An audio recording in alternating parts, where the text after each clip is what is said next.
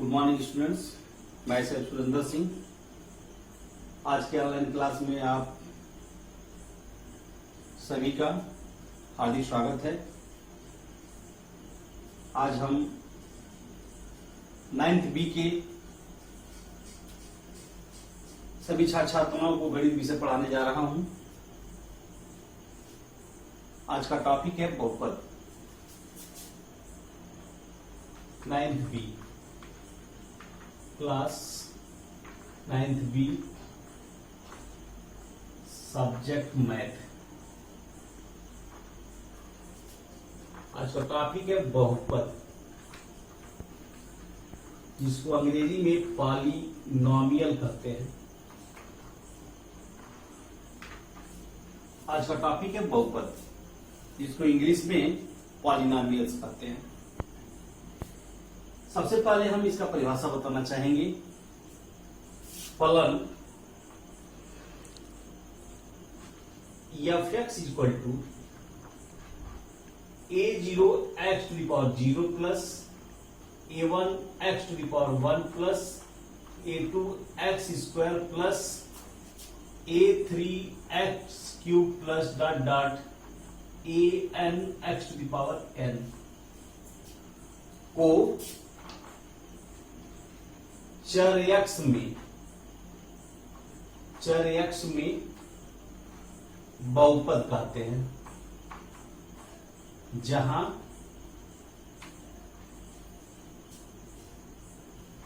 a0 a1 a2 a3 an वास्तविक संख्याएं हैं। यहां ध्यान देंगे। फलन f(x) equal to a0 x to the power 0 plus a1 x to the power 1 plus a2 x square plus a cube x cube plus dot dot an x to the power n को चर x में बहुपद करते हैं, जहां a0 a1 a2 a3 an ये क्या है? वास्तविक संख्याएं हैं। जो फलन f(x) equal to a0 x to the power 0 है, x टू द पावर 0 का कोफिशिएंट गुणांक a0 है और x टू द पावर 1 का गुणांक a1 है और x स्क्वायर का गुणांक a2 है और x क्यूब का गुणांक a3 है और x to the power n का गुणांक an है, जहां n इक्वल टू नॉट 0 तथा an इक्वल टू नॉट 0। अगर यही a0 a1 a2 a3 an पूर्णांक संख्याएं हैं, अगर यही a0 a1 a2 a3 an पूर्णांक संख्याएं हैं, तो इसे हम पूर्णांक संख्याओं पर बहुपद कहते हैं। अगर यही a0 a1 a2 a3 परिमेय संख्याएं हैं, तो परिमेय संख्याओं पर बहुपद करते हैं। अगर वास्तविक संख्याएं हैं, तो वास्तविक संख्याओं पर बहुपद करते हैं। तो बहुपद का परिभाषा हो गया। फलन f(x) equal to a0 x to the power 0 plus a1 x to the power 1 plus a2 x square plus dot dot an x to the power n को चर x में बहुपद करते हैं, जहां a0 a1 a2 a3 an वास्तविक संख्याएं हैं। अगर वास्तविक संख्याएं हैं तो इसको वास्तविक संख्याओं पर बहुपद कहेंगे। अगर ये पूर्णांक संख्याएं हैं तो पूर्णांकों पर बहुपद कहेंगे। अगर ये परिमेय संख्याएं हैं तो उसे हम परिमेय संख्याओं पर बहुपद करते हैं। अब यहाँ पूर्णांक क्या होता है, परिमेय संख्या क्या होता है, अपरिमेय संख्या क्या होता है, सम संख्या क्या होता है, विषम संख्या क्या होता है, भाज्य संख्या क्या होता है, अभाज्य संख्या क्या होता है, ये कक्षा 8 में सब आप पढ़ चुके हैं। उसे याद रखेंगे तभी समझ में आएगा। तो अब इसके आगे जो है बहुपद के प्रकार। बहुपद, कोई भी बहुपद लिखा हुआ है तो वो बहुपद है या नहीं, सबसे पहले वो जाने। जैसे x square plus 3x plus 2 ये पूर्णांक है, 1 है 3 है 2 है, ये पूर्णांकों पर बहुपद कहलाएगा। अगर यही x 3x square plus under root 2x plus 5, ये अंडर रूट 2 जो है अपरिमेय संख्याएं हैं, √2 अपरिमेय संख्याएं हैं, तो ये वास्तविक संख्याओं पर बहुपद कहलाएगा। क्योंकि वास्तविक संख्या का परिभाषा आप जानते हैं, परिमेय और अपरिमेय संख्याओं का समुच्चय ही क्या कहलाता है, वो वास्तविक संख्या कहलाती है। तो ये वास्तविक संख्याओं का समुच्चय कहलाएगा, ये वास्तविक संख्याओं का बहुपद कहलाएगा, और ये पूर्णांकों पर बहुपद कहलाएगा।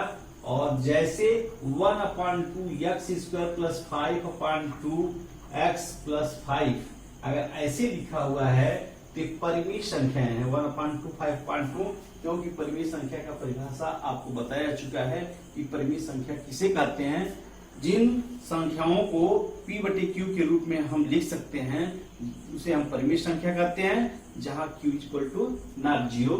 तो 1/2x² + 5/2x + 5 इसको हम क्या कहेंगे, परिमेय संख्याओं पर बहुपद, परिमेय संख्याओं पर बहुपद। अब प्रश्नावली में आप सबसे पहले कोई सवाल रहे और उसमें पूछा जाए निम्न में बताइए कौन सा बहुपद है, तो सबसे पहले बहुपद इस तरह के अगर आएंगे, पूर्णांकों पर बहुपद हो सकता है, किस प्रकार का हो सकता है, या वास्तविक संख्याओं पर बहुपद हो सकता है, ये परिमेय संख्याओं पर बहुपद हो सकता है। लेकिन यदि x पर घात, चाहे x की घात माइनस आ जाए, चाहे वह भिन्न के रूप में आ जाए, तो वह दिया गया समीकरण बहुपद नहीं होगा। इस बात का ध्यान रखेंगे। जैसे √2x⁴ + 5x + 7 यह बहुपद नहीं है।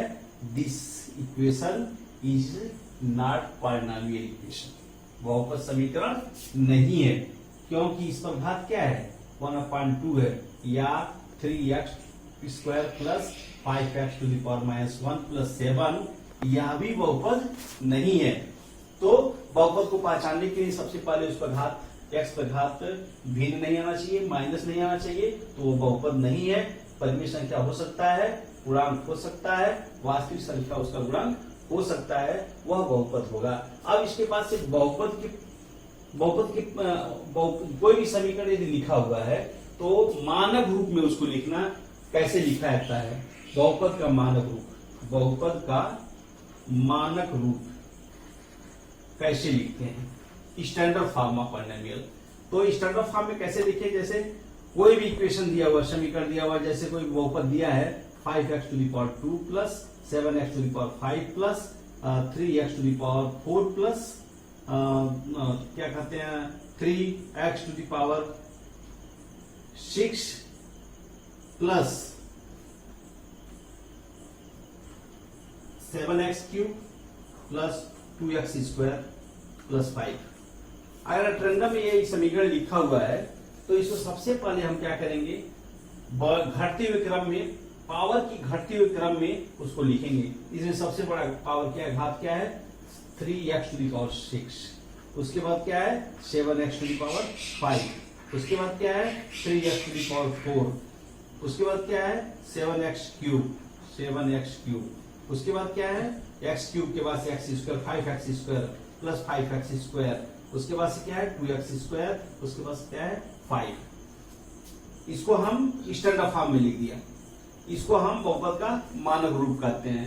अब जो है मानक रूप में पावर पूछा जाता है सवाल में, प्रश्न में, कि बहुपद का घात कितना है।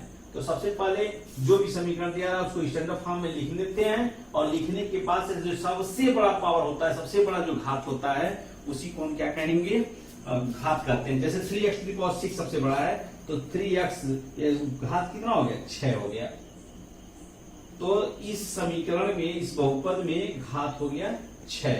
तो बहुपद का मानक रूप लिखने के बाद ही उसके घात को आप बता सकते हैं, या वैसे समीकरण लिखा हुआ है सबसे बड़ा जो रहेगा वो ही आपका जो हो जाएगा घात हो जाएगा।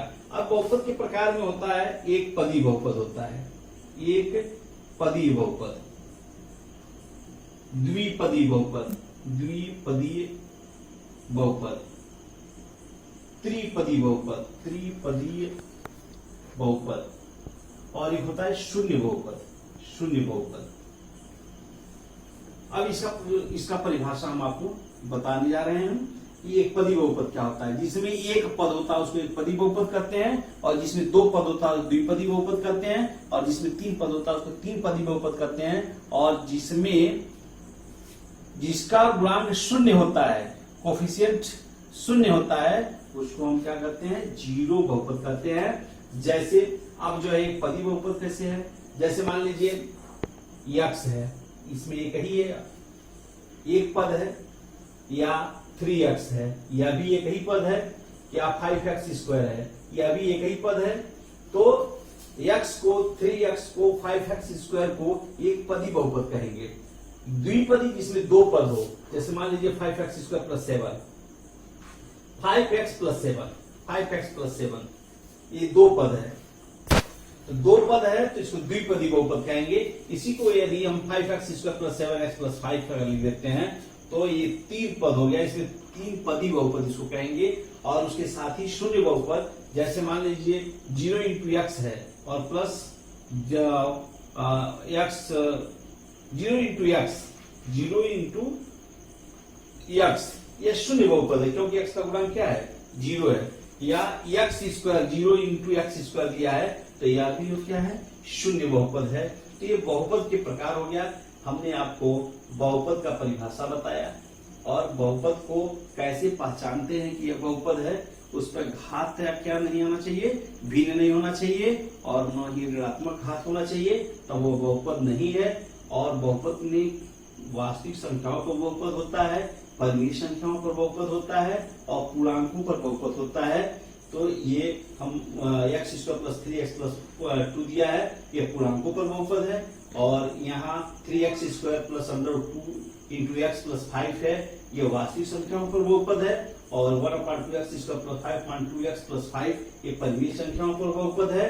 और बहुपद का मानक रूप उसको घटते हुए क्रम में पावर के लिख जाते हैं, और वह मानक रूप हो जाता है। जो सबसे बड़ा घात होता है वह जो होता है, जो सबसे बड़ा घात होता है घात, वही उसका घात होता है। और ये प्रकार में एक पदी बहुपद, द्विपदी बहुपद, शून्य बहुपद, त्रिपदी बहुपद, जिसमें एक पद होता है एक पदी, जिसमें दो पद होता है उसको द्विपदी, और जिसमें तीन पद होता है उसको तीन पदी, और जिसमें जिसका गुणांक शून्य होता है उसको हम क्या कहते हैं, शून्य बहुपद के नाम से जानते हैं। अब इसके बाद से हम आपको जो है आगे अगले लेक्चर में बताएंगे। धन्यवाद। बहुपदों का भाग बताने जा रहा हूं। क्वेश्चन नंबर 1 है x³ minus 2x square plus 3x minus 1 में x माइनस 1 से भाग देना है। इसे आप कक्षाठ में पढ़ चुके हैं।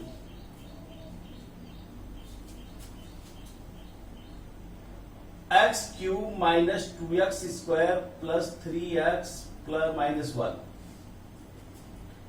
ये px की वैल्यू है, और इसमें gx से भाग देना है, x माइनस 1 है gx की वैल्यू। तो भाग देना आप जानते हैं। सबसे पहला काम हम करते हैं, इसमें x³ इसमें है, पहला लेते हैं, और इसका पहला x है।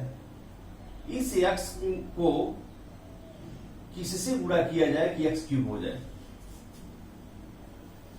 तो x है, और यहाँ x स्क्वायर से अगर x को x स्क्वायर से गुणा कर दिया जाए तो x³ हो जाएगा। तो x स्क्वायर का हम x माइनस 1 में अब गुणा करेंगे, x स्क्वायर का x में गुणा करेंगे तो x³ हो गया। यहाँ प्लस और यहाँ माइनस, प्लस और माइनस का गुणा करेंगे तो माइनस हो गया। x का स्क्वायर का 1 में गुणा करेंगे x स्क्वायर हो गया।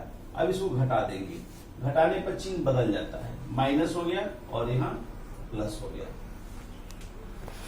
इसे याद आप रखेंगे, प्लस का प्लस में गुणा करते हैं तो प्लस होता है, और प्लस का माइनस में गुणा करते हैं तो माइनस होता है, और माइनस का माइनस में गुणा करते हैं तो प्लस होता है, और माइनस में प्लस का गुणा करते हैं तो माइनस होता है। कहने का अर्थ ये हुआ, अगर दोनों सेम साइन है, आपस में मल्टीप्लाई गुणा होता है तो वह प्लस हो जाता है, और विपरीत चिन्ह है, एक प्लस और एक माइनस है तो और माइनस हो जाता है। तो फिर यहाँ अब हम क्या करेंगे, घटाएंगे, घटाने पर चिन्ह बदल जाता है, तो यह एक्स क्यूब से एक्स क्यूब कैंसिल हो जाएगा और माइनस 2x² ऐसा चिन्ह प्लस हो गया। तो जब इसको हम क्या करेंगे, माइनस 2x² में प्लस x² जोड़ेंगे तो माइनस x² बच जाएगा। फिर जो है यहाँ प्लस 3x हो गया और माइनस 1 ऊपर से भाग में क्या करते हैं, उतार लिया जाता है। अब यहाँ माइनस x² हो गया, वही काम फिर करेंगे कि माइनस x² बनाने के लिए इस x में किससे गुणा कर दिया जाए कि माइनस x² हो जाए। तो माइनस x से गुणा कर दे, इसमें माइनस x से गुणा करें x में तो माइनस x² हो जाएगा। अब माइनस x का गुणा हम x माइनस 1 में करेंगे तो यहाँ माइनस है और प्लस माइनस हो गया और x का x में गुणा किया x² हो गया। फिर माइनस का माइनस में गुणा करेंगे प्लस हो गया और x का 1 में गुणा करेंगे x हो जाएगा।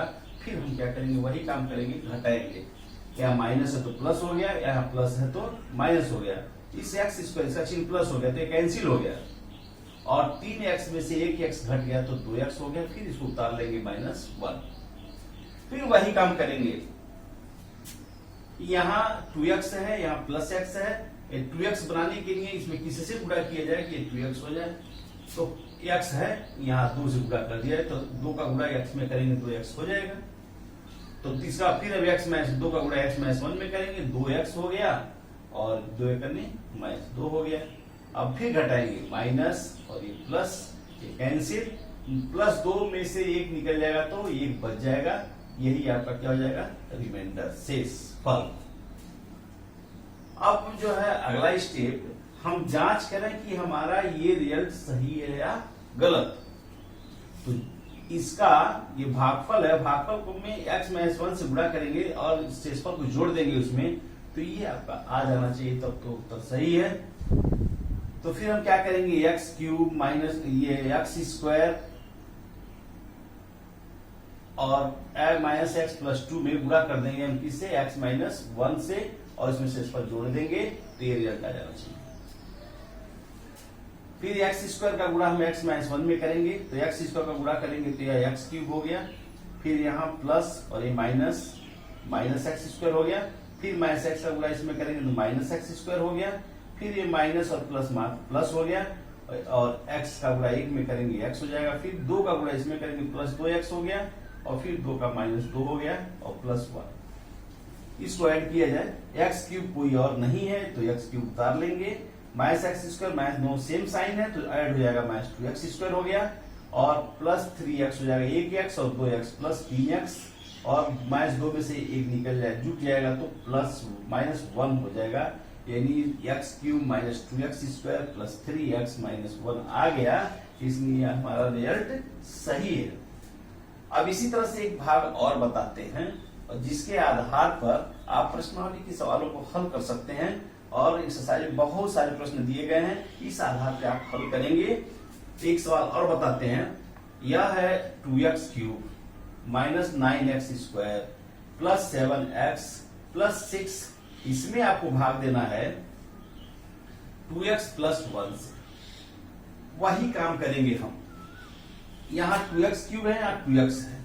2x क्यूब बनाने के लिए 2x में किससे गुणा किया जाए, तो यहाँ x है तो x² से गुणा कर दिया जाए 2x में तो 2x क्यूब हो जाएगा। अब इसका इसमें गुणा, दोनों में गुणा करेंगे तो ये 2x क्यूब हो गया और इसका इसमें करेंगे, यहाँ प्लस 1 में से गुणा करेंगे तो प्लस x² हो जाएगा। अब इसको हटाएंगे, माइनस माइनस ये कैंसिल, 9x² में से घटाएंगे माइनस x² तो दोनों सेम साइन है, ऐड हो जाएगा, माइनस 10x² और प्लस 7x और प्लस 6। अब फिर वही काम करेंगे, 2x में किससे गुणा किया जाए कि माइनस 10x² हो जाए, तो यहाँ 2 है और यहाँ प्लस है और यहाँ प्लस है और यहाँ माइनस है तो ये माइनस हो जाएगा और 5 से गुणा कर दिया जाए और 5x से 5x का 2x में करेंगे 10x² हो जाएगा तो 10x² हो गया और माइनस और प्लस माइनस हो गया, 5x का 1 में गुणा करेंगे तो माइनस 5x हो गया। फिर वही काम करेंगे, घटा देंगे प्लस हो जाएगा और ये प्लस हो जाएगा। इससे कैंसिल हो जाएगा, 7 में 5 जुट जाएगा, 7 5 12x धन 6 ऊपर उतर आएगा। फिर अब 2x में किससे गुणा करें कि 12x हो जाए, तो +6 से गुणा कर दिया जाए 2 में तो 12 हो जाएगा। तो 6 दूना 12x और 6 कने 6 घटा देंगे कि माइनस माइनस, इसे कैंसिल, ये भी कैंसिल, ये शेषफल कितना हो गया 0, शेषफल हो गया 0। यानी x² - 12x + 6 में 2x + 1 से यदि गुणा करेंगे तो यह रिजल्ट आ जाना चाहिए, तब आपका उत्तर सही है। तो यह पिछले प्रश्न में हमने जांच करके बताया है, वैसे फिर आप जांच कर लेंगे और इस आधार पे प्रश्नों को आप एक प्रश्नावली के प्रश्नों को हल करेंगे। शेषम प्रमेय की सहायता से गुणनखंड ज्ञात करने के लिए बताने जा रहा हूं। प्रश्न है x³ + 6x² + 11x + 6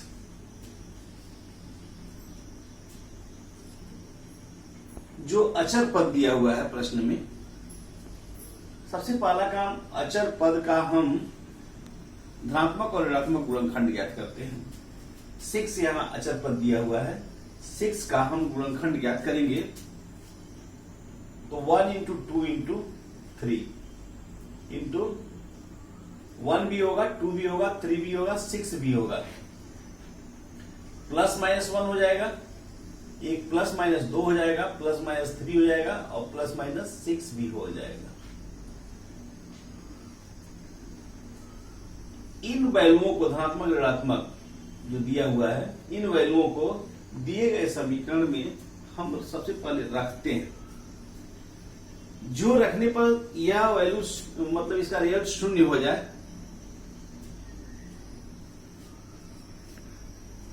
वह काम हम सबसे पहले करेंगे। जैसे x³ है + 6x² है + 11x है + 6 है, इसमें x बराबर धन 1 हम रख रहे हैं। धन 1 रखेंगे, सभी धनात्मक संख्याएं हैं, सब जुट जाएगा तो 0 नहीं होगा।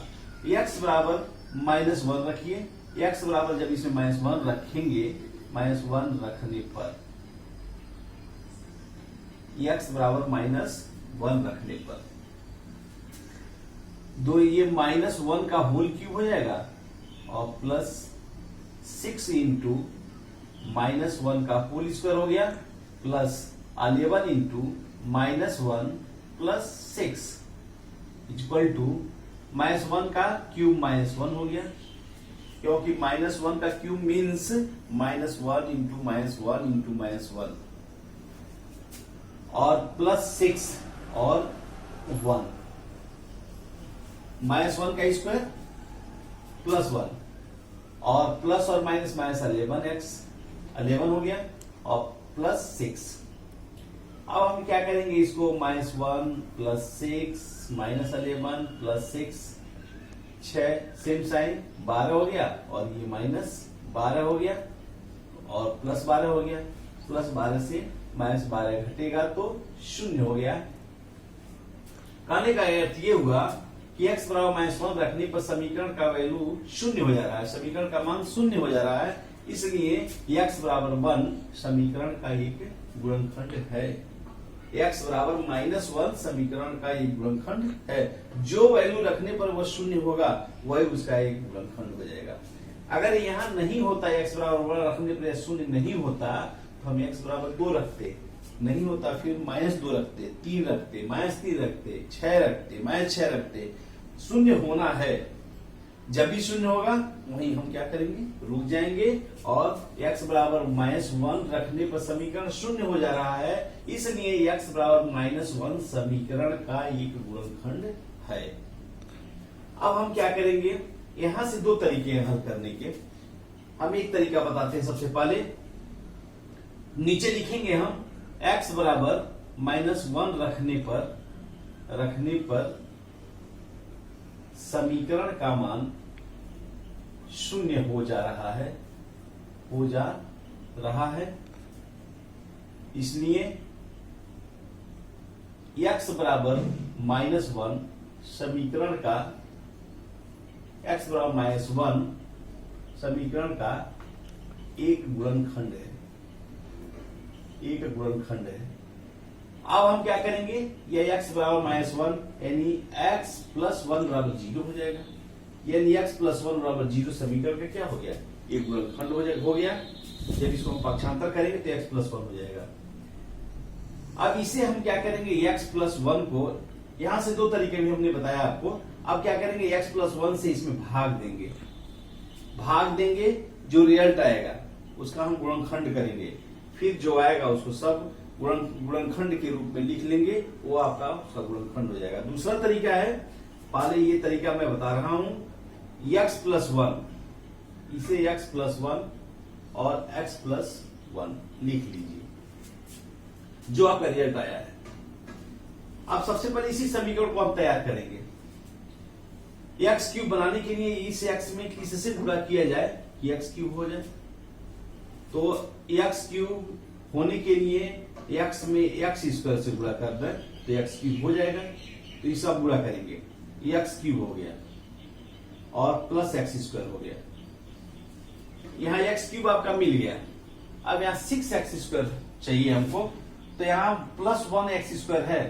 अब यहाँ हम क्या करेंगे, इस x में जो एक x² निकल गया, 5 बाकी है अभी, तो 5 मतलब इस x में किससे गुणा करें कि 5x² हो जाए, ताकि 5x² और एक x² मिलकर के 6x² हो जाए। तो यहाँ x दिखाई दे रहा +5 और स्क्वायर बनाने के लिए x यहाँ रखेंगे +5x², +5x से इसमें गुणा करें तो +5x का x में गुणा करेंगे तो +5x² हो गया, 5x² और 1x², 6x² हो गया। अब इस 5x का फिर 1 में गुणा करेंगे +5x हो गया। अब अगला है 11x है और यहाँ आ रहा 5x, तो 5x 11 में x में से 5 निकल गया, 6x बच गया। अब हमको 6x लाना है, तो x में किससे गुणा किया जाए, 6 हो जाए, +6 से 6x हो जाएगा, तो 6 से +6x और प्लस क्या हो गया 6। अब देखिए ये आपका आ गया पूरा इससे। अब फिर यही काम जो है, इस जो दिया गया है ऊपर उसको नीचे उतार लीजिए, x² x + 1 + 5x + 1 और +6 x + 1। हम क्या करेंगे, सभी में x + 1 कॉमन है तो x + 1 बाहर कर लेंगे और बचा आपका x² + 5x + 6 बच गया। अब इसका जो है स्प्लिटिंग मेथड जो होता है, बीच के क्रम को तोड़ करके जो गुणनखंड करते हैं, इस अध्याय में, इस एक्सरसाइज में, इस प्रश्नावली में आगे एक्सरसाइज दिया हुआ है। इसका मेथड गुणनखंड करने के लिए आप कक्षा 8 में भी आप पढ़ चुके हैं, और जैसा कि 7 में भी यह गुणनखंड इस प्रकार के हैं। तो सबसे पहला काम हम x² x + 1 और इसका फैक्टर करेंगे। फैक्टर कैसे होगा, यहाँ x² का गुणांक 1 है और यहाँ क्या है 6, तो 6 का गुणा हम सबसे पहले x² के गुणांक में करेंगे तो 6 हो गया। और 6 का ऐसे दो पार्ट, 6 का है गुणनखंड 1 × 2 × 3। अब ये 2 3 ये 3 जो दिए गए हैं, इसका किसमें किससे गुणा किया जाए ताकि जोड़ा जाए, तो हमारा ये 5 भी हो जाए और गुणा करने पर 6 भी हो जाए, 6x² भी हो जाए। तो ये है आपका 2 3 6, 2 और 3 कितना हो जाएगा 5 हो जाएगा ना, तो 2 3 6 हो गया। तो x² और +2 + 3 और इंटू x, 2 3 को जोड़ेंगे तो 5 हो जाएगा और +6 हो गया। अब ये हो जाएगा x + 1 और ये हो गया x² और इसको गुणा कर देंगे तो +2x और +3x और +6। अब इसमें हम कॉमन ले लेंगे, इसमें कॉमन लेंगे x + 1 ऐसे उतार लेंगे, एक पेयर बनाएंगे तो x² और 2x में क्या कॉमन है x। अब इसमें से जो कॉमन लेते हैं उसे भाग देते हैं, तो इसे x कॉमन ले लेंगे तो x² में से x कॉमन निकल गया तो x बच गया, चिन्ह प्लस आगे, और इस x में 2x में से x कॉमन हो गया तो +2 बच गया। फिर यही काम इसमें करेंगे, दोनों में क्या कॉमन है 3, क्योंकि 3 का भाग दोनों में चला जाएगा। तो 3 कॉमन हो जाएगा तो x बच जाएगा और प्लस चिन्ह है आगे प्लस और 3 दूना 6, ये हो गया x प्लस 2। गुणनखंड करते समय इस ब्रैकेट की राशि कॉमन लेने के बाद से यदि बराबर नहीं आती है तो गुणनखंड आपका गलत है। तो सबसे पहले हम क्या करेंगे, x प्लस 2 इन दोनों में है तो ये कॉमन है, इन दोनों में से एक लिख लेते हैं। कॉमन लेने के बाद जो सेम होता है उसको एक ब्रैकेट में और जो कॉमन लेते हैं उसको एक ब्रैकेट में लिख लिया जाता है x प्लस 3 और ये हो गया x प्लस 1 जैसे उतर गया। अब देखिए यह हो गया आपका x cube plus 6x square plus 11x plus 6 का गुणनखंड हो गया x plus 1 x plus 2 x plus 3। ये फैक्टर हो गया आपका। तो एक तरीका ये हल करने का है, एक तरीका जो है हमने आपको बताया है कि x cube plus 6x square plus 11x plus 6 का एक तरीका बताया है। जैसे x बराबर -1 रखने पर समीकरण शून्य हो जा रहा है तो x प्लस 1 उसका एक गुणनखंड हुआ। अब इस x प्लस 1 से हम इसमें क्या करेंगे, भाग देंगे। भाग देने पर जब हम भाग देंगे तो भागफल यही आएगा x square plus 5x plus 6। दूसरा तरीका मैं बता रहा हूं। तो क्या करेंगे आप, इसमें जो x प्लस 1 आ रहा है ये इसका गुणनखंड, इससे आप इसमें भाग देंगे और भाग देना हम पिछले लेक्चर में बताए हैं। तो जब भाग देंगे तो भागफल यही आएगा, इस भागफल का फिर आप गुणनखंड करेंगे तो ये गुणनखंड आ जाएगा। एक तरीका वो है और सीधे भी ऐसे कर सकते हैं। एक तरीका ये है, आपको जैसे भी अच्छा लगे वैसे कर लेंगे। धन्यवाद।